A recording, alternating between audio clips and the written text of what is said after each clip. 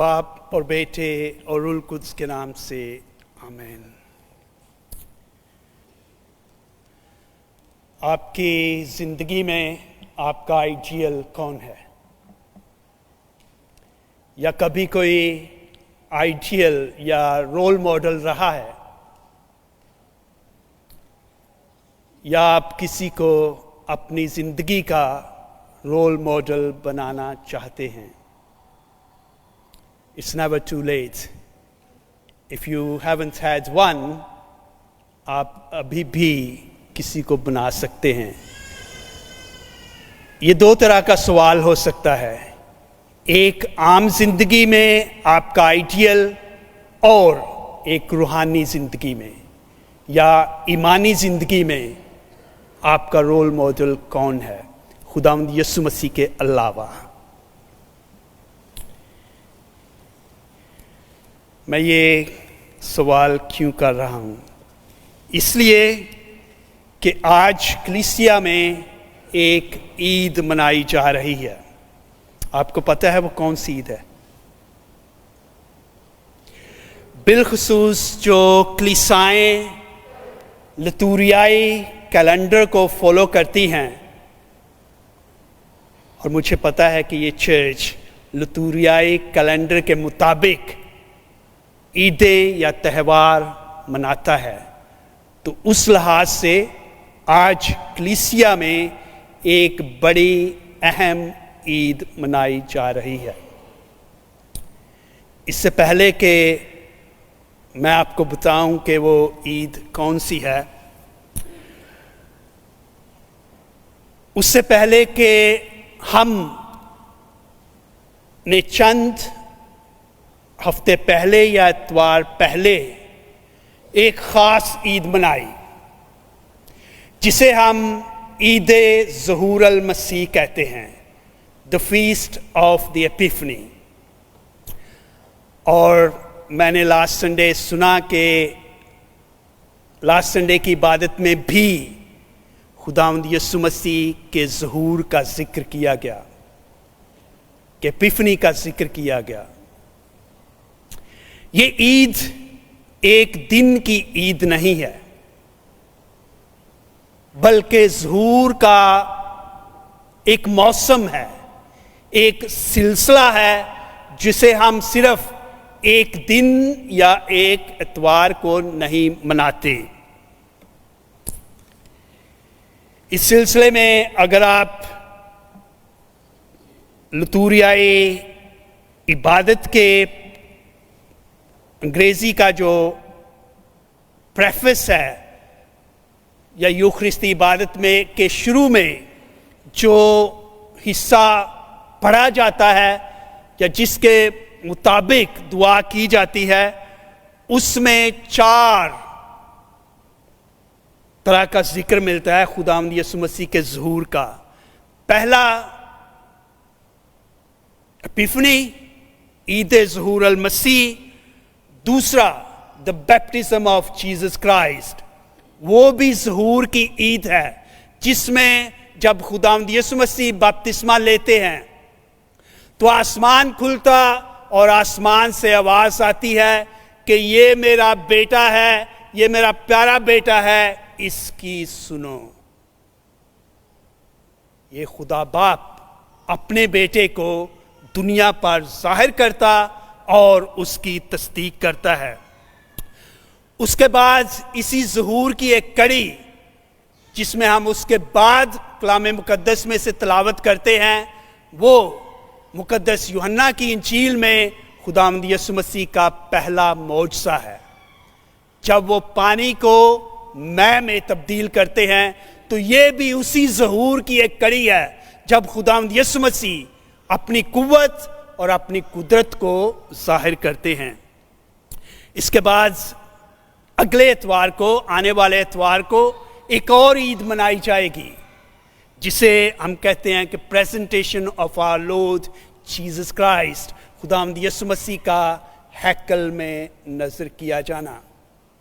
ये भी उसके ज़हूर की एक ईद है और इसमें हम देखते हैं कि खुदावंद यीशु मसीह हैकल में सिमियन और हन्ना पर ज़ाहिर किए जाते हैं।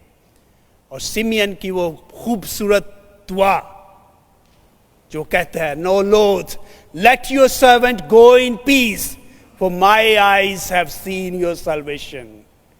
ऐ खुदावंद अपने बंदे को रुखसत कर, क्योंकि मैंने तेरी निजात देख ली है।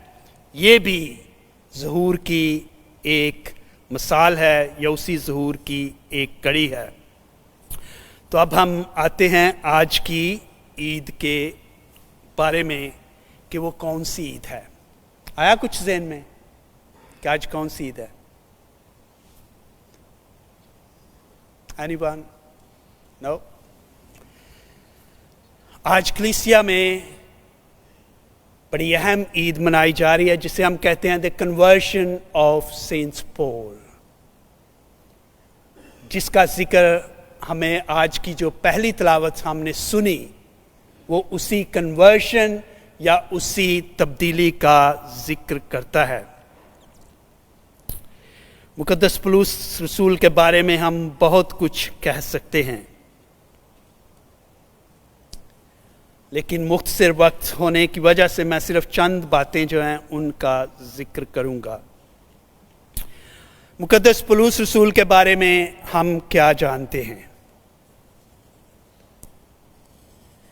उसकी ज़िंदगी के मुख्तलिफ पहलुओं, उसकी बुलाहट, उसकी रसालत, उसकी मुश्किलात, उसकी तालीमात के बारे में मैं चंद मुख्तसर बातें करूंगा।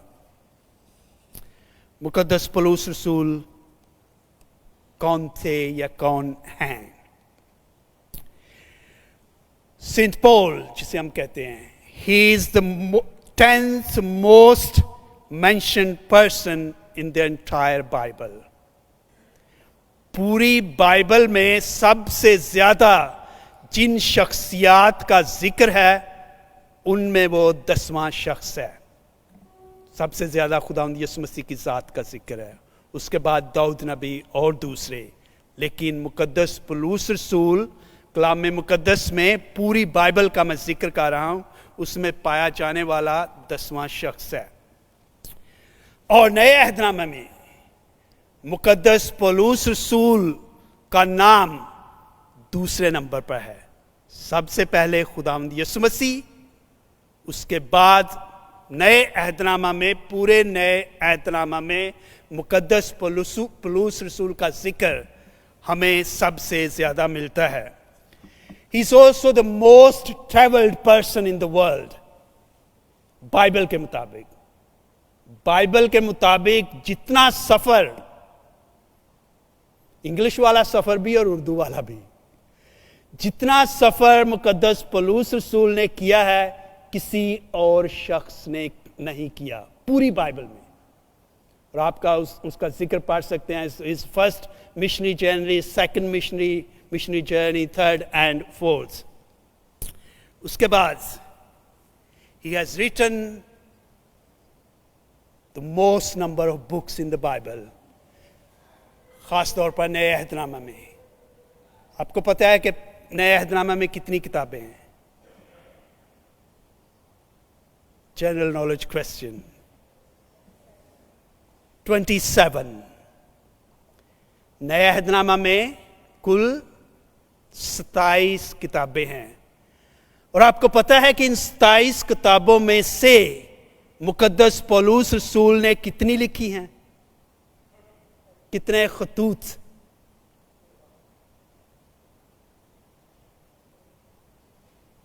13, 14।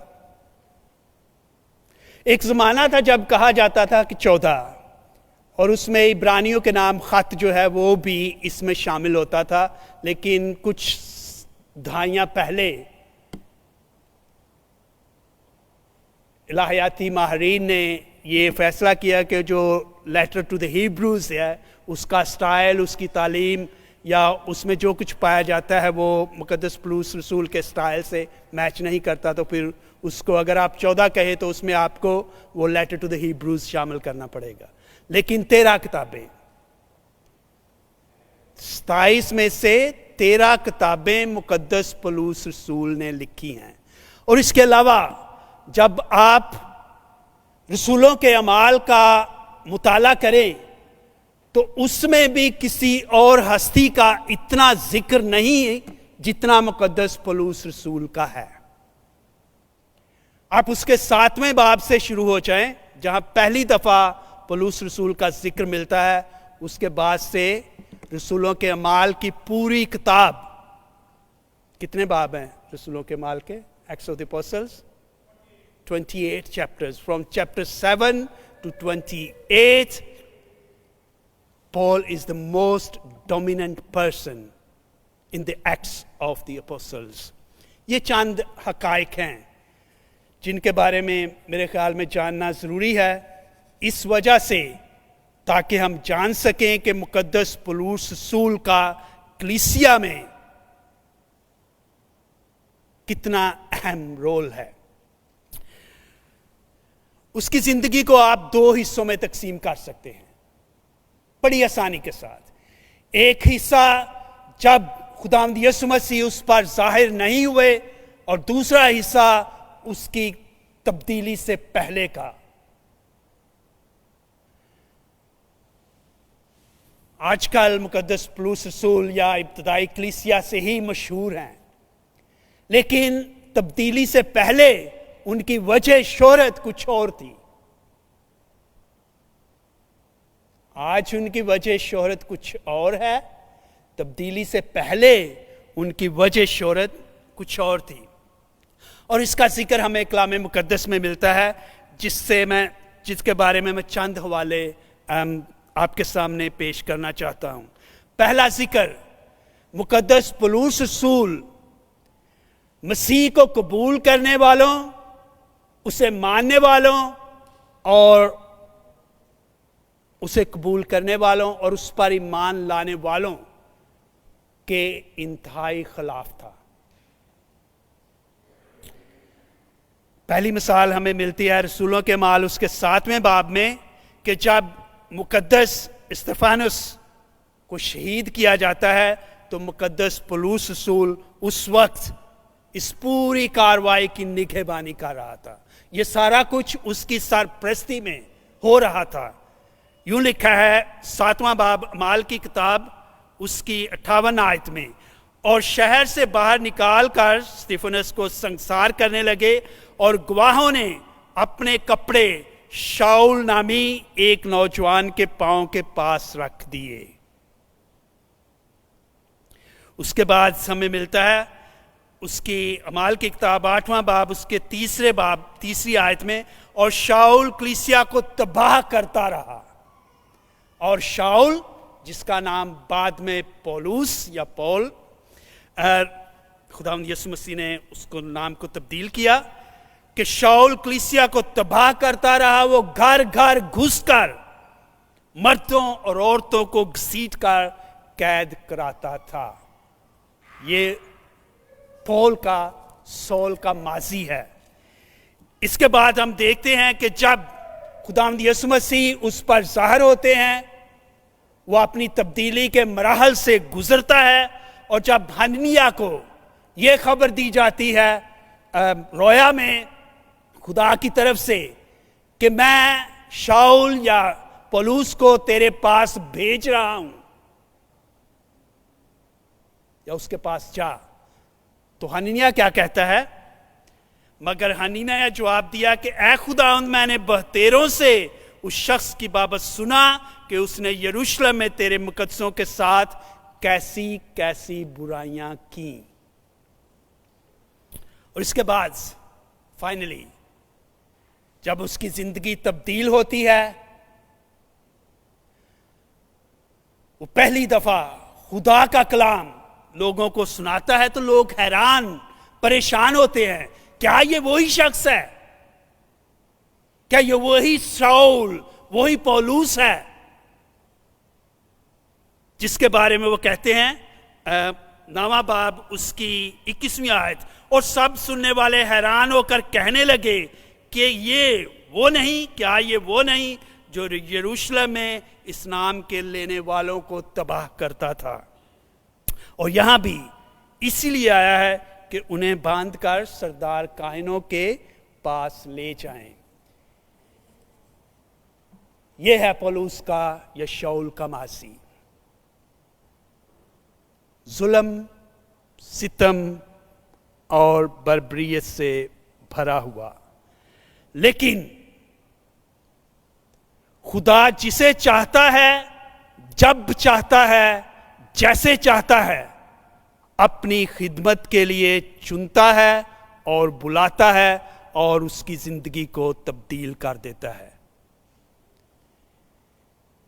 اس سے بڑی مثال ہمیں اور کہیں نہیں مل سکتی کہ ایک شخص جو مسیحیت کو تباہ کرنا چاہتا ہے، ایک شخص جو اس کے ماننے والوں پر ظلم و ستم کرتا ہے، خدا اسی شخص کو اپنی خدمت کے لیے بلاتا ہے۔ ہم دیکھتے ہیں کہ جب خداوند یسوع مسیح کا ظہور پولس پر ہوتا ہے اور پولس کہتا ہے کہ اے خداوند تو کون ہے، تو خداوند یسوع مسیح کہتے ہیں کہ یہ میں ہوں، یسوع جسے تو اذیت دیتا ہے۔ اور پھر ہم دیکھتے ہیں کہ جب حننیہ یہ سوال کرتا ہے کہ یہ شخص اس طرح کا ہے اور اس کا ماضی یہ ہے، اور خداوند یسوع مسیح کہتے ہیں کہ میں اسے دکھاؤں گا کہ یہ میرے لیے کتنے دکھ اٹھائے گا۔ I'll show him how much he will suffer for me۔ اور یہ ہے اس کی تبدیلی کا آغاز۔ اس میں بڑی دلچسپ بات یہ ہے کہ پولس کو گرانے والا اور اسے اٹھانے والا اس کا نام جانتا تھا، اس کے کام جانتا تھا، اس کا ماضی جانتا تھا، لیکن اس سب کے باوجود بھی وہ اسے اپنی خدمت کے لیے چنتا ہے۔ خداوند یسوع مسیح کے بعد مسیحیت پر، کلیسیا پر جتنے نقوش یا جتنا انفلوئنس مقدس پولس رسول کا ہے، اتنا کسی اور ہستی کا نہیں۔ پوری کلیسیا پر ابتدا سے لے کر آج تک جتنا مقدس پولس رسول نے کلیسیا پر اثر چھوڑا ہے، اس کی تعلیم نے، اس کے کاموں نے، اس کی طرز زندگی نے، کسی اور نے اتنا انفلوئنس نہیں کیا۔ آپ اس کے خطوط پڑھیں، ہم نے کہا 13 خطوط، آپ 13 کا مطالعہ کریں، آپ کو زندگی کے ہر شعبہ کے بارے میں ہدایات ملیں گی۔ ایمان، فضل، نجات، یسوع کی اذیت، یسوع کا جھوٹنا، روح کے پھل، روح کی نعمتیں، محبت، خاندانی زندگی، رسالتی طریقہ کار، کہنوں اور خادموں کے فرائض، شکر گزاری، عبادت اور بندگی۔ کوئی بھی موضوع آپ لے لیں، آپ کو مقدس پولس رسول کے خطوط میں ان کے بارے میں ملے گا۔ لیکن ان سب تعلیمات کے علاوہ مقدس پولس رسول کی تعلیم اور اس زندگی کا محور، اگر آپ ایک بات کا ذکر کرنا چاہیں تو وہ خداوند یسوع مسیح کی اذیت، خداوند یسوع مسیح کے دکھ، اس کی موت اور خداوند یسوع مسیح کا جی اٹھنا ہے۔ اور اس کا واضح ثبوت ہمیں کرنتھیوں کے نام خط، پہلا کرنتھیوں اس کی 15ویں چیپٹر میں ہمیں بہت واضح الفاظ میں ملتا ہے۔ کیا لکھا ہے؟ صرف 2-3 آیتیں میں پڑھوں گا کہ جب وہ ذکر کرتا ہے یسوع مسیح کی قیامت کا اور اس کی اہمیت کا، کہتا ہے پس جب مسیح کی یہ منادی کی جاتی ہے کہ وہ مردوں میں سے جی اٹھا، تو تم میں سے بعض کیوں کر کہتے ہیں کہ مردوں کی قیامت ہے ہی نہیں؟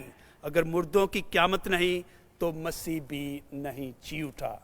یہ ہمارے ایمان کو ایسی تقویت اور قوت بخشتا ہے کہ جب لوگ کہتے ہیں کہ اب مجھے ڈرنے سے کوئی خوف نہیں، کیوں؟ کیونکہ مقدس پولس رسول اس بات کو یوں واضح کرتے ہیں کہ موت فتح کا لقمہ بن گئی۔ اے موت تیری فتح کہاں رہی؟ اے موت تیرا ڈنگ کہاں رہا؟ لیکن موت کا ڈنگ گناہ ہے اور گناہ کا زور شریعت ہے، مگر خدا کا شکر ہے جس نے ہمیں ہمارے خداوند یسوع مسیح کے وسیلے سے فتح بخشی۔ ہمارے ایمان کی بنیاد جس عقیدے پر ہے، مقدس پولس رسول کی زندگی کا محور وہی عقیدہ تھا۔ اور اس کے علاوہ ہم اس کی زندگی میں دیکھتے ہیں کہ وہ شخص جو فخر کرتا تھا اس بات پر کہ وہ مسیح کے نام لینے والوں کو مٹا دینا چاہتا ہے، انہیں ختم کر دینا چاہتا ہے، وہ اب اس بات پر فخر کرتا ہے کہ وہ خداوند یسوع مسیح کے لیے، اس ایمان کے لیے جسے وہ مٹانا چاہتا تھا، اس کے لیے دکھ اٹھانے میں فخر محسوس کرتا ہے۔ اور خداوند یسوع مسیح کی یہ بات پوری ہوتی ہے جس میں اس نے کہا تھا، میں اسے دکھا دوں گا کہ میرے نام کے لیے اسے کتنا دکھ اٹھانا پڑے گا۔ اعمال 9 باب اس کی 15ویں آیت۔ یہ بات اس وقت پوری ہوتی ہے جب ہم دیکھتے ہیں کہ عام زندگی میں لوگ فخر کرتے ہیں اپنی شہرت پر، لوگ فخر کرتے ہیں اپنی دولت پر، لوگ فخر کرتے ہیں اپنے بڑے بڑے گھروں اور بڑی بڑی گاڑیوں پر۔ مقدس پولس رسول اس بات پر فخر کرتا ہے کہ میں خداوند کے لیے، خداوند کی خاطر دکھ اور اذیتیں اٹھاتا ہوں۔ وہ اپنی کمزوریوں پر فخر کرتا ہے، وہ اپنے دکھوں پر فخر کرتا ہے، جس کی مثالیں ہمیں دوسرا کرنتھیوں اس کا 11 باب 23 آیت اور پھر دوسرا کرنتھیوں 12 باب اس کی 4 9 سے 10 آیت میں ملتا ہے۔ لکھا ہے، پس میں اپنی کمزوریوں پر خوشی سے فخر کروں گا تاکہ مسیح کی قدرت مجھ میں رہے۔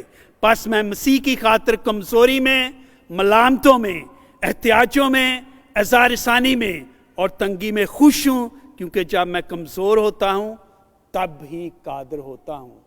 کیا ہم میں ایسا کوئی شخص ہے جو کہہ سکتا ہے کہ میں فخر کرتا ہوں ملامتوں پر، میں فخر کرتا ہوں اپنی کمزوریوں پر، میں فخر کرتا ہوں اپنے دکھوں پر، میں فخر کرتا ہوں اذیتوں پر، میں فخر کرتا ہوں اپنی تنگی پر، میں فخر کرتا ہوں جب میں کمزور ہوں؟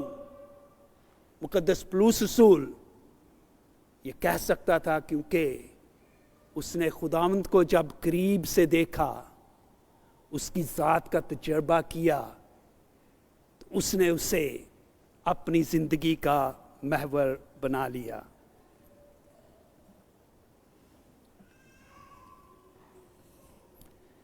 لوگوں پر جب دکھ اور تکلیفیں آتی ہیں تو ان کے ایمان ڈول جاتے ہیں، اور شاید ان حالات میں ہم مقدس پولس رسول کی زندگی کو اپنے سامنے رکھ سکتے ہیں اور اس سے شاید رہنمائی حاصل کر سکتے ہیں۔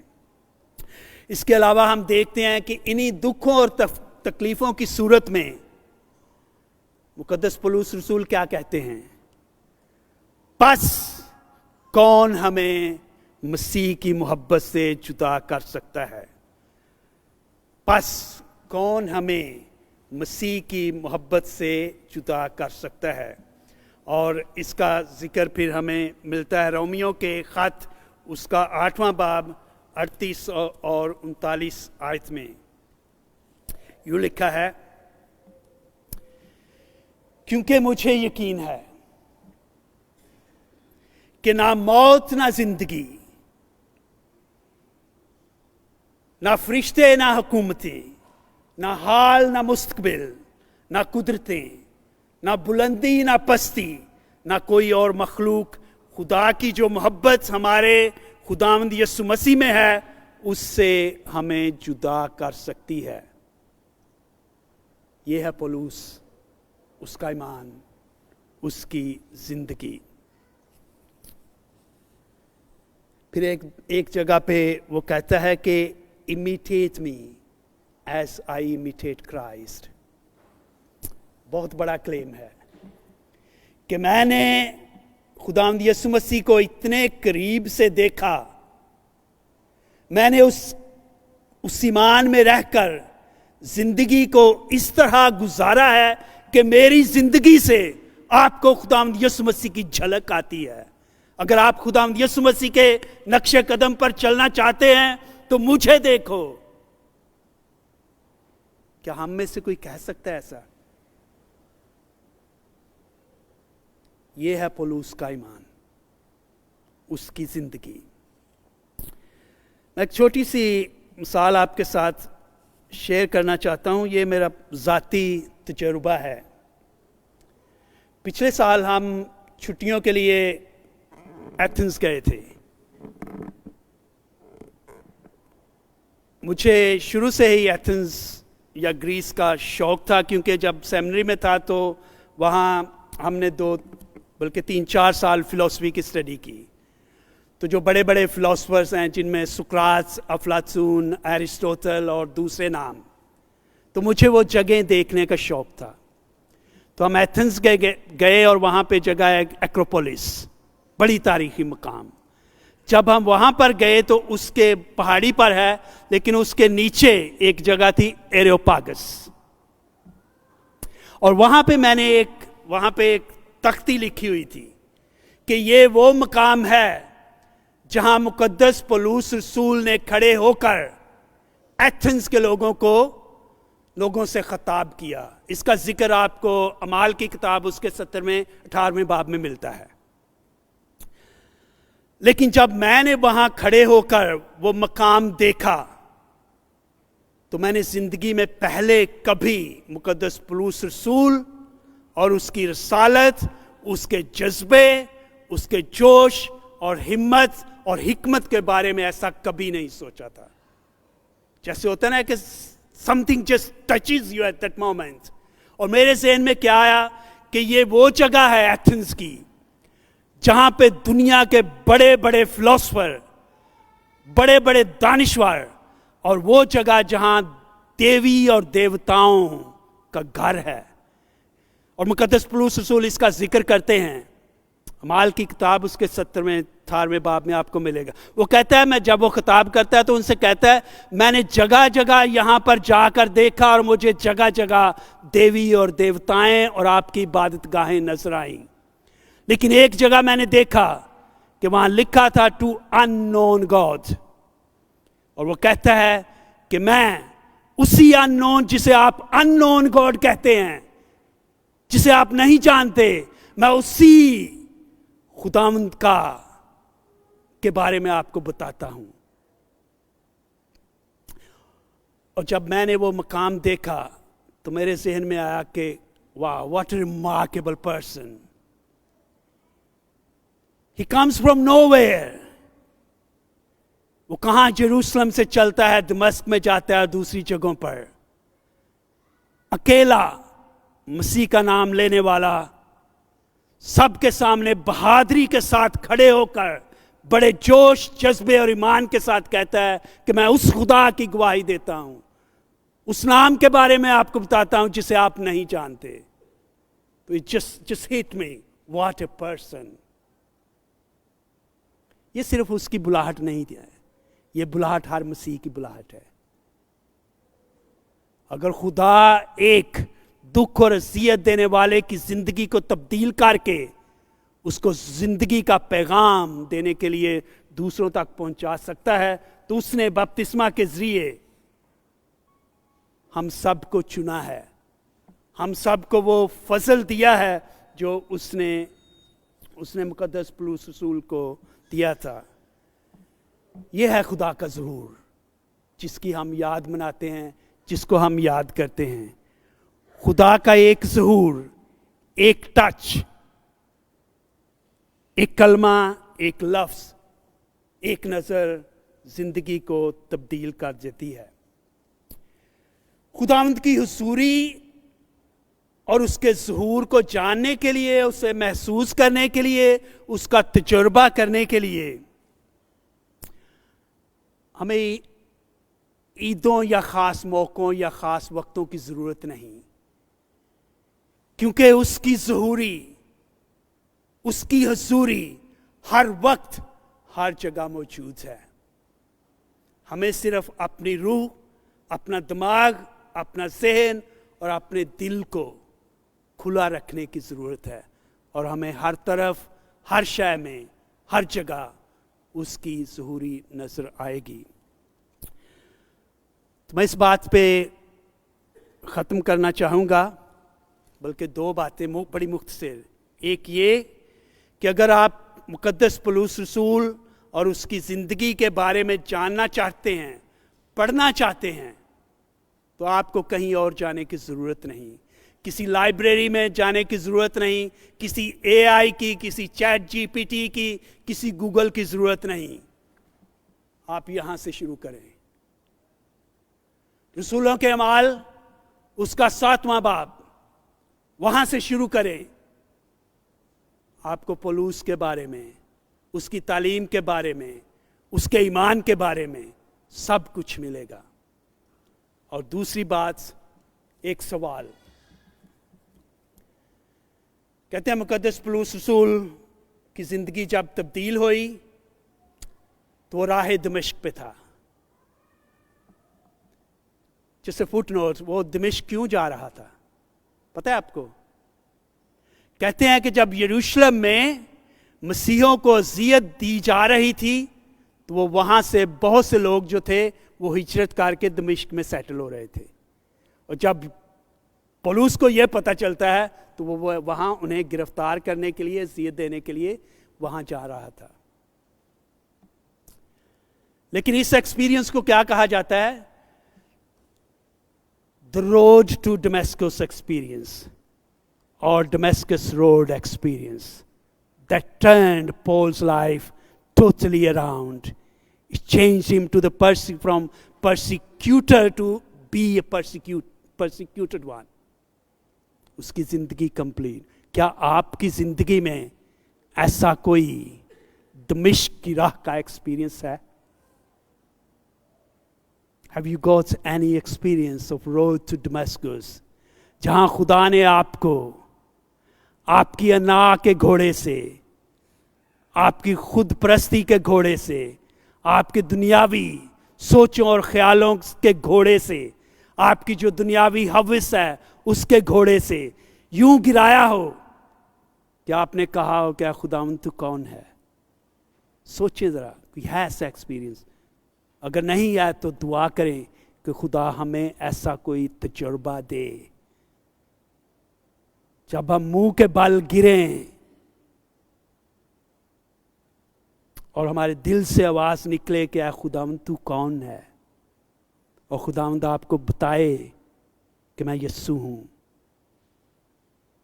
جس نے تمہارے لیے دکھ سہے، جو تمہیں زندگی دینے کے لیے قربان ہوا۔ So if you have a bit of time today, maybe spend a bit of time thinking, what is the road to Damascus experience for me, or in my life, or in my family's life? May God bless us all. Amen.